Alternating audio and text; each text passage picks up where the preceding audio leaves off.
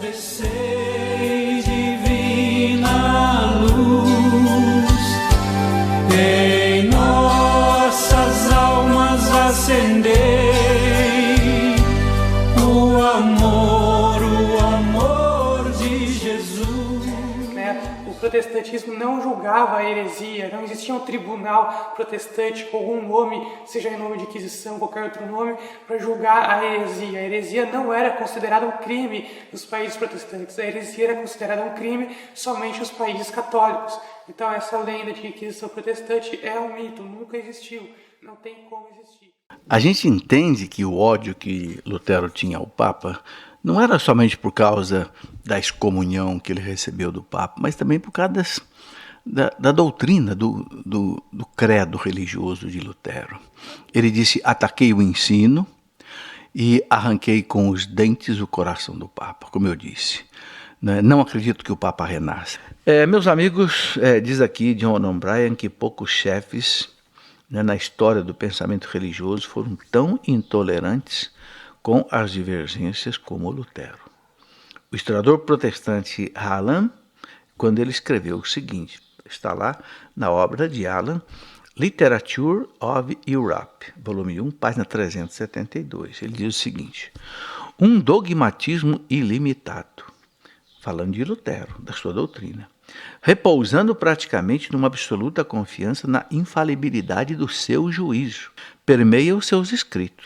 Nenhuma condescendência é mostrada, nenhuma pausa é concedida ao hesitante. Tudo quanto se ergue no caminho das suas decisões, tudo que se contém na Escritura é fácil de entender e só pode ser entendido no sentido dele.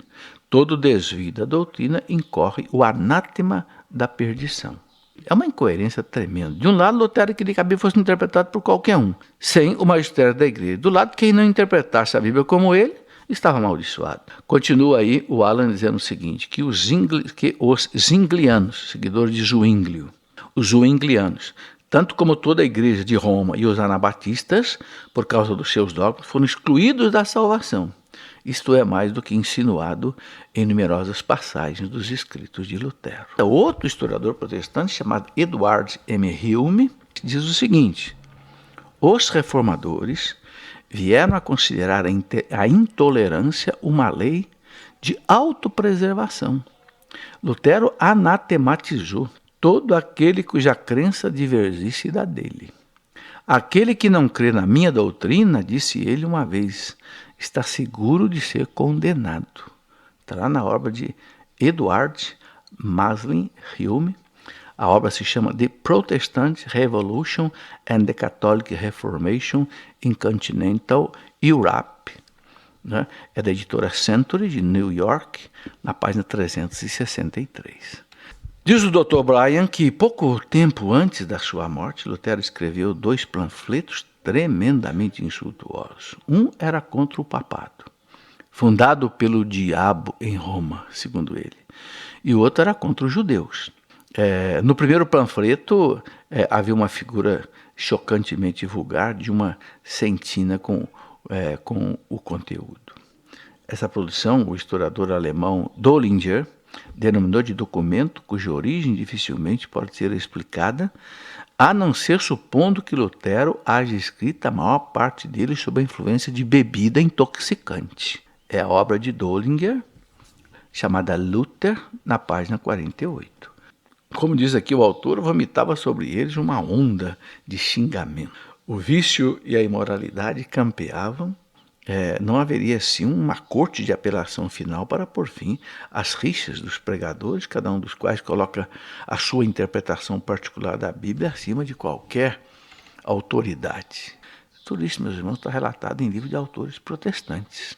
Em 1577, em Ingolstadt, na Alemanha, Cristóvão Rasperger citava 200 interpretações diferentes para aquelas 4 palavras da consagração. Isto é o meu corpo. Isso o autor John Bryan cita, do livro chamado The Faith of Millions, na página 227. Na verdade, Calvino ele cerceou a liberdade de consciência e também a liberdade de conduta dos cidadãos de Genebra. A oposição a ele, em 1538, conseguiu expulsá-lo de Genebra, né? Também o Guilherme Farel. Mas depois de 3 anos, né, de ausência, ele voltou, né, assim, de certa forma, gloriosamente chamado por representantes da cidade. A Inquisição protestante, né, que muita gente fala que existia uma Inquisição protestante, que matava um monte de gente, igual a Inquisição católica. Alguns mais loucos ainda dizem que essa Inquisição protestante matou mais gente do que a Inquisição católica, né? E o último caso citado pelos católicos para falar da Inquisição protestante é a da Genebra de Calvino. Só que na Genebra de Calvino, só uma pessoa morreu por questão religiosa, que foi Miguel Serveto. Se você ler os dados oficiais da Enciclopédia de Oxford, você vai ver que a Inquisição católica matou mais de 5 milhões de pessoas. Então você tem um morto por questão de heresia em país protestante, contra 5 milhões de mortos por questão de heresia nos países católicos. Em primeiro lugar, a Inquisição protestante nunca existiu, não tem como existir. Não existe um único historiador no mundo, do planeta, da história da humanidade que tenha falado em Inquisição protestante. Não se deixe enganar por qualquer charlatão que diz aí que existiu uma Inquisição protestante. Inquisição protestante não existiu, exceto na cabeça deles, exceto na imaginação fértil da cabeça deles. Bem, se é verdade que a Inquisição católica fez muitas vítimas, talvez cerca aí de 25 mil pessoas em 350 anos, também é verdade que as chamadas Inquisições protestantes fizeram muito mais, cerca de 150 mil pessoas, num intervalo muito menor de 150 anos. Por exemplo, a de Calvino, em Genebra, a do rei Henrique VIII e da rainha Isabel Tudor, na Inglaterra, das violências contra os católicos na Escócia, na Suíça, na Alemanha, na Itália, no próprio Brasil, nos Estados Unidos e em outros países. Lutero e os seus seguidores, Melanchthon, Bultzer, decretaram a pena de morte para os hereges. Calvino mandou queimá-los e recebeu a aprovação de Lutero. Os países protestantes fizeram as suas inquisições, às vezes piores do que as dos reinos católicos. Calvino fez a sua inquisição em Genebra, Henrique VIII fez a sua inquisição na Inglaterra, e depois a rainha inglesa Elizabeth, a Isabel, né, para defender o anglicanismo, fez também. Padres e bispos foram presos, decapitados, igrejas e mosteiros foram arrasados, católicos aos milhares foram mortos na Inglaterra. Tribunais religiosos de inquisição foram montados em todo o país. São Tomás More e São Tomás Becket foram martirizados pelo rei Henrique VIII e pelo rei Henrique I, por eles terem permanecido fiéis à Igreja Católica. Você pode ver isso aí, por exemplo, no livro A História da Inglaterra, de Macaulay. Então, os reformadores protestantes fizeram o mesmo que os governos católicos e sem a necessidade de defender uma ordem já existente, nem de salvar a religião ou de preservar a cultura da decadência, como a Inquisição existiu para isso. Desde o início, eles propagaram suas doutrinas pelo uso da pressão e da força, com o auxílio dos príncipes e dos reis, já que apenas pelos meios persuasivos eles não conseguiam arrancar o povo da Igreja Católica. O protestantismo foi imposto ao povo pelos reis e pelos príncipes, que cobiçavam as terras e bens materiais da Igreja Católica, principalmente na Alemanha. Por isso, muitos príncipes e reis adotaram o protestantismo em suas terras. Assim, a primeira coisa que se fazia era recolher ao tesouro dos reis todo o dinheiro e bens que era da Igreja Católica.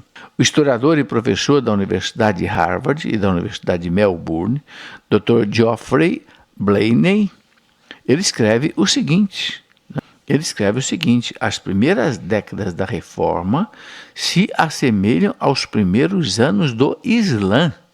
Os reformadores dependiam ao mesmo tempo da espada e da palavra. A mensagem de Martim Lutero não poderia ter conquistado um grande território em ambas as margens do Báltico sem o apoio de príncipes e de regimentos. João Calvino teve sucesso somente porque foi apoiado pelos governantes da República Suíça de Genebra. Na França, sua doutrina, fracassando em conquistar o monarca, começou a perder suas bases fortes no sul e no oeste do território. Zwinglio morreu lutando no campo de batalha.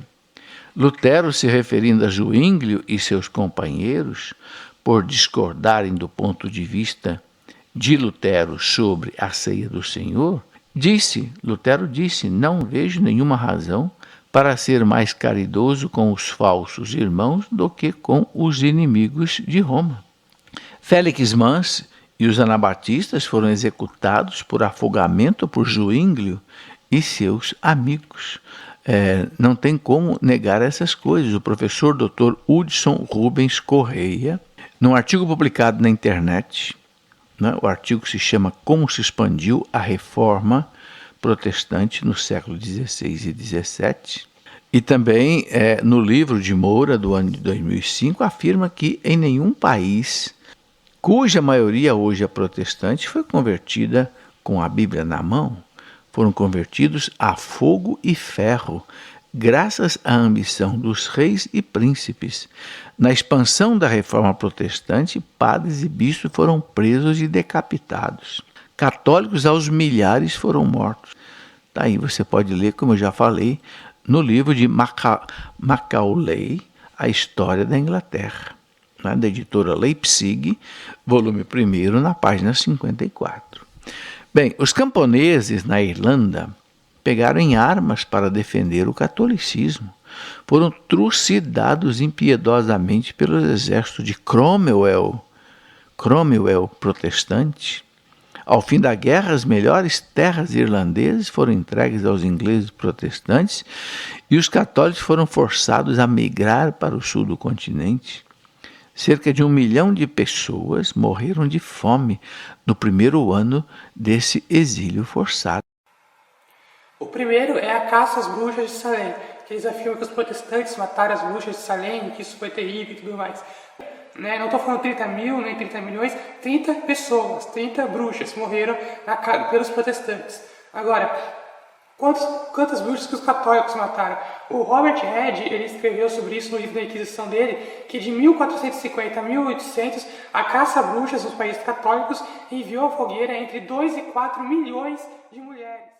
Dizem nas universidades que foram milhões de bruxas colocadas na fogueira pela igreja. Bom, a primeira coisa que é preciso deixar bem claro é que a igreja nunca colocou ninguém na fogueira e nem levou à morte. Quem fazia isso era o Estado Civil. Isso já ficou bem claro e muito bem comprovado por historiadores como Henry Kammer, como Daniel Ruppes e como outros historiadores. Bom, o historiador Gustav Henningsen, que participou do Congresso do Simpósio do Vaticano em 1998, que Lutero, veja bem, odiava a bruxaria, a magia, proclamava ódio aos possuídos pelo demônio, que, no seu entender, esses bruxos e bruxas deviam ser lapidados antes de enviados à fogueira, e equivalente foi o pensamento de Calvino, diz o professor Bernardino Gonzaga, lá no seu livro, na página 165. Pesquisador atual que participou do simpósio mais atualizado de Inquisição. Não se esqueça que o Papa abriu o arquivo do Vaticano sobre a Inquisição para esses 30 historiadores.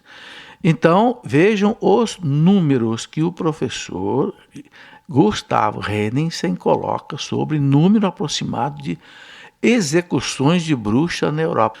2 bruxas mortas na Irlanda, onde a população é de 1 milhão de pessoas. 7 em Portugal, população de 1 milhão de pessoas. 300 na Espanha, população de 8 milhões. 1.000 na Itália, população de 13 milhões. 200 nos Países Baixos. Bélgica, Holanda, população de 1,5 milhão. 4.000 mais ou menos na França, onde a população era de 20 milhões. 1.500 na Inglaterra e na Escócia, onde a população era de 6,5 milhões. 800 na Hungria, onde a população era de 3 milhões. 115 na Finlândia, onde a população era de 360. 500 na Bélgica, onde a população era de 1,3 milhão. 22 na Islândia, população de 50 mil. 356 na Suécia, população de 800 mil. 1.000 na Checoslováquia, onde a população é de 200 mil. 1.000 na Áustria, população de 200 mil. 1.350 na Dinamarca, Noruega, população de 970 mil. 25 mil na Alemanha, ali foi pesada, onde a população era de 16 milhões. 10 mil na Polônia, população de 3,4 milhões. 4 mil na Suíça, onde a população era de 1 milhão. 300 em Liechtenstein, população de 3 mil. 65 na Estônia, 99 na Rússia, 100 na Eslovênia. Então, ele coloca que... Então, é uma loucura isso que se diz em algumas universidades, em alguns livros, que foram milhões de bruxas. Né? Se você somar isso daí, não chega aí a 100 mil, de jeito nenhum. Né? E importante notar que essas queimas de bruxas nas fogueiras foram motivadas principalmente pelo poder civil. Quando a igreja considerava uma bruxa realmente católica herética, ela entregava ao braço civil declarando herética. O braço civil muitas vezes a condenava à morte. Sem falar que nos países católicos, além dos 5 milhões de mortes por Inquisição, muitos foram de forma indireta, né? Como, por exemplo, os católicos assassinaram 60 mil albigenses, a cruzada albigense, em que eles mataram inclusive padres e outros católicos. Né? O lema era mate todos que Deus reconhecerá os seus. Né? Então, eles mataram todo mundo e inclusive padres que se opuseram à morte dos cátaros que estavam ali naquela cidade. Charles Henrique Lea afirma o seguinte, veja bem, mais uma vez eu cito aqui o Lea, que era um historiador protestante adverso à Igreja Católica. Olha o que ele diz: seja qual for o grau de horror que possam nos inspirar os meios empregados para combatê-la, reconhecemos sem hesitação que, naquelas circunstâncias, a causa da ortodoxia se identificava com a da civilização e do progresso. Se a heresia dos cátaros tivesse prevalecido sobre o cristianismo, ou se apenas a ele se equiparasse, não há dúvida de que sua influência teria sido desastrosa e teria a consequência de fazer a Europa voltar à barbárie dos tempos primitivos. Se a heresia dos cátaros vencesse, se essa anti-igreja vencesse a igreja verdadeira, a Europa voltaria à barbárie dos tempos primitivos. Devemos ser reconhecidos à Inquisição em uma coisa: a de ter destruído os funestos dogmas dos cátaros. Você pode ver isso no livro de Martina, de História da Igreja, volume 2, na página 153. Para o Lutero, o batismo não apagava o pecado original, porque a concupiscência continuava. Então, se a concupiscência continuava, o homem não tinha culpa do pecado e não era capaz de não pecar. Ele tinha, onde acharei um Deus misericordioso? Tinha essa pergunta dentro dele. Você não é capaz de não pecar? Porque na cabeça de Lutero o pecado original destruiu radicalmente a natureza humana. Está na obra chamada Enders. E finalmente o próprio Lutero disse que não há um só dos nossos evangélicos que não seja 7 vezes pior do que antes de pertencer a nós. Está lá na obra The Protestant Revolution and the Catholic Reformation in Continental Europe, na página 366, o professor E.M. Hume, historiador protestante. E sem falar também as cruzadas, né? Porque nas cruzadas os católicos assassinaram a sangue frio crianças, mulheres e velhos que completamente indefesos, muitas vezes depois de assinar tratados em Jerusalém. Quando os cruzados entraram, eles mataram 60 mil pessoas, inclusive uma grande quantidade de pessoas, de velhos, crianças, mulheres, né? Inclusive os judeus, eles assassinaram os judeus na sinagoga judaica, e isso eles mataram 60 mil pessoas só nessa ocasião. Né? Então, se você pegar as pessoas que os cruzados mataram sem serem de guerra, sem serem soldados inimigos, sem serem o exército muçulmano, só de pessoas civis, só de pessoas que não deveriam ser mortas em teoria, já dá mais de 500 mil pessoas assassinadas pelos cruzados. Esse Dr. Thomas Madden é diretor do Departamento de História da Universidade de St. Louis e autor do livro chamado A Concise History of the Crusades, uma história concisa das cruzadas, e também é coautor de um livro sobre as cruzadas chamado The Fourth Crusade, a Quarta Cruzada. Ele diz o seguinte, que muitas pessoas no Oriente e no Ocidente consideram as cruzadas uma mancha negra na história da civilização ocidental em geral e da Igreja Católica de modo particular. Bem, citadas por ambas as partes no conflito entre os Estados Unidos, terroristas árabes, etc., as cruzadas voltaram ao noticiário, aos filmes, às séries de televisão e se divulgam os velhos mitos, mentiras e se reacendem as discussões. Bem, uma terceira mentira que se coloca sobre as cruzadas é que quando os cruzados tomaram Jerusalém em 1099, massacraram todos os homens, mulheres e crianças, enchendo as ruas de sangue até os tornozelos.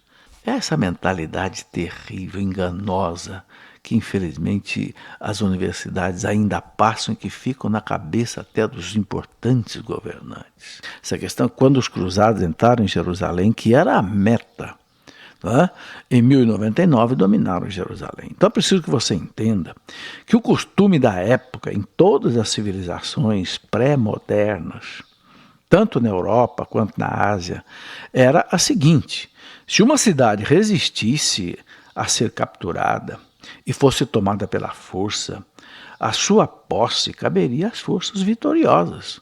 Era o que se entendia na época, era o costume. Isso incluía não somente os edifícios, as casas, os bens das pessoas, mas também as próprias pessoas. Por isso, cada cidade, cada fortaleza devia pensar muito bem se podia ou não resistir a um cerco, a um ataque. Se não pudesse resistir, o mais prudente era negociar os termos da rendição, porque em caso contrário, se a cidade fosse vencida, a fortaleza fosse vencida, aqueles vencedores arrasavam tudo, matavam as pessoas, tomavam seus bens e ponto final. Era a cultura da época. Você vai ler todas as invasões da época, eram assim, cristãs e não cristãs. Das cristãs foram muito menores, porque o cristianismo começou a eliminar isso. Bem, no caso de Jerusalém, os seus defensores resistiram até o último instante, os muçulmanos.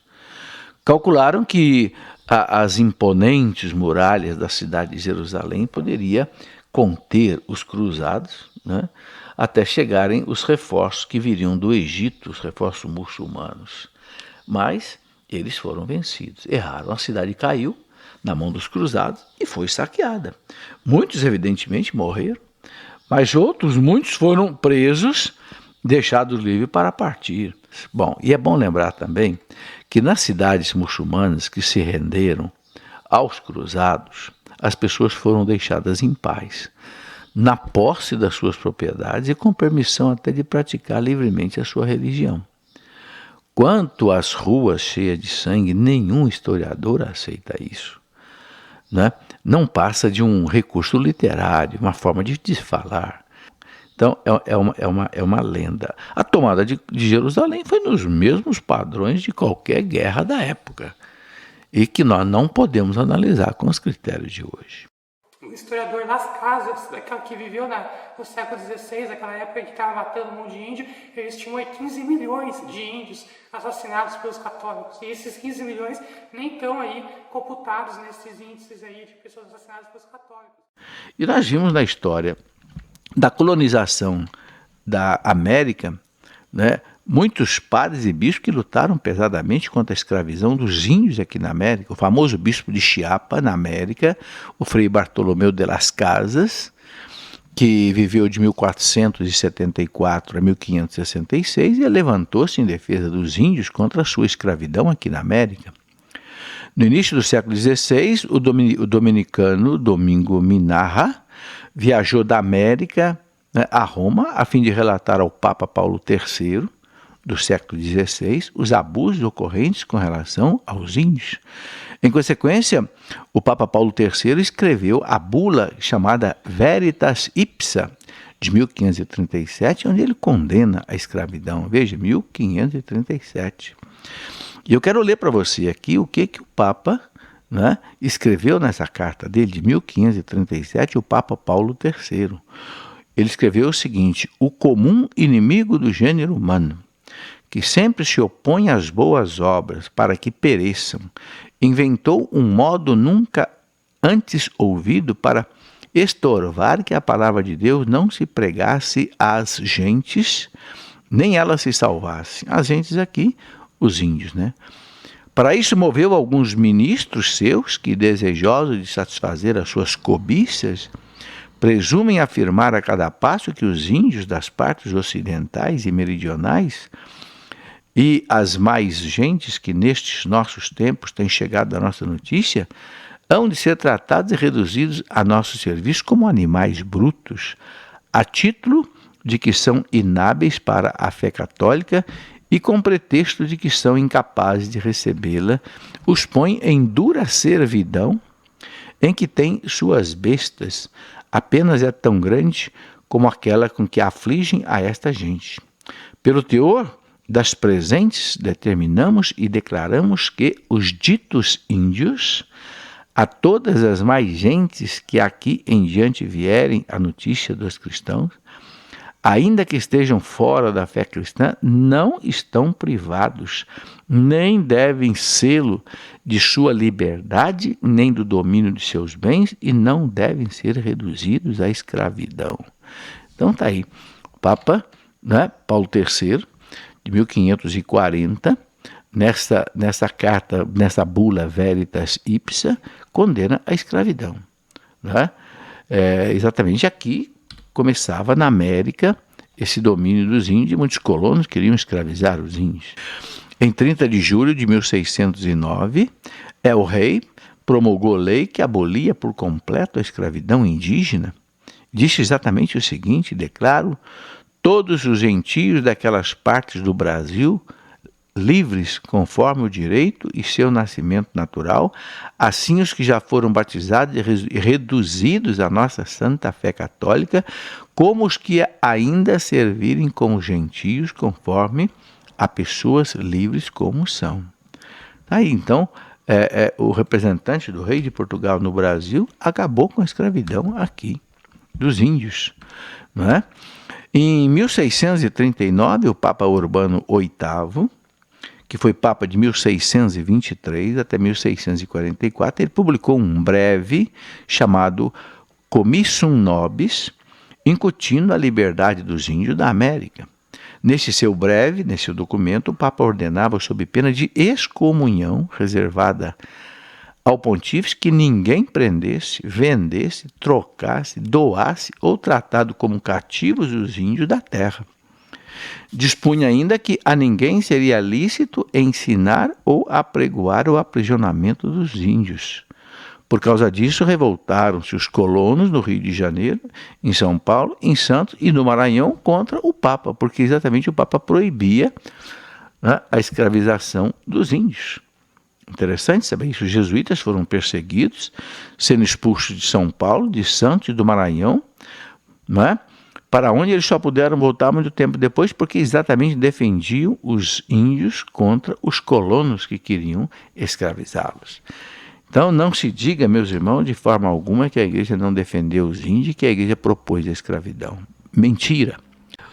Nós tivemos aí de 1610 para frente, durante mais de quase 200 anos, as chamadas reduções. O que foram essas reduções? Foram missionários jesuítas que, com autorização do governo espanhol, reuniam os índios, né, especialmente no Paraguai, né, e formavam assim como que comunidades indígenas, onde eles protegiam os índios, ensinavam os índios a trabalhar a terra, catequizavam os índios, né, e nessas reduções houve mais de 150 mil índios colonizados, educados, evangelizados, aculturizados pelos jesuítas, né?